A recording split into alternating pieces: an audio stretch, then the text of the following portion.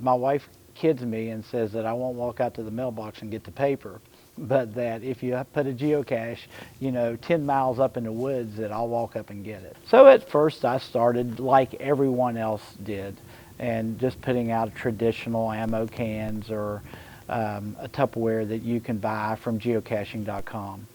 But then I decided I really wanted to make it kind of more fun, because I started finding geocaches that were unique.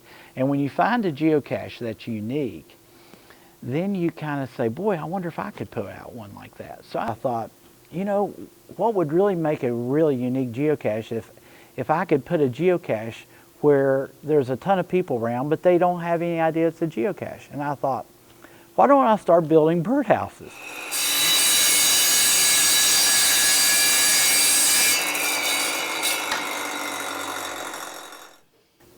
People from other areas are seeing these caches with these high favored votes. And so I was getting emails every week, 5 and 10 emails a week asking me, what is this cache? How did you do it? How did you build it? So I was spending all this time answering emails. And finally someone said, why don't you start a YouTube channel?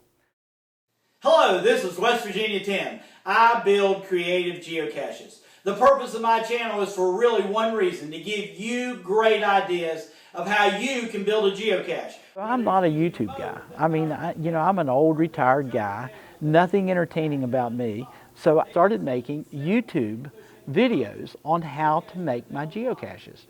So I started posting them about one a month, and before you know it, now I think this is hilarious, because I'm the most unentertaining guy you've ever seen. I mean, I'm no Brad Pitt.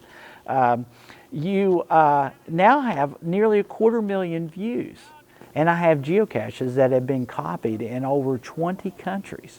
So now people all over the world are actually taking my ideas and my concepts, they're making them their own, and they're putting out their own geocaches. What I'm seeing happening is geocaching and tourism starting to blend and go, wow, there's a lot here that we can have in common. So we put geocaches all over Berkeley County, West Virginia, and the purpose to driving them from one little village to another.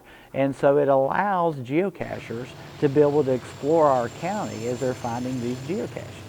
Well, now, I've got geocaches that you can see from 100 yards away. I mean, you can pull up in a parking lot and you can look across a parking lot 100 yards away and you see a birdhouse and you go, I know that's one of West Virginia Tim's geocaches.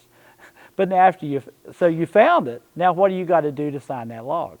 Well, after you get there, I've had people spend 2 and 3 hours in front of my geocaches trying to figure out what I got to do to get in this lock.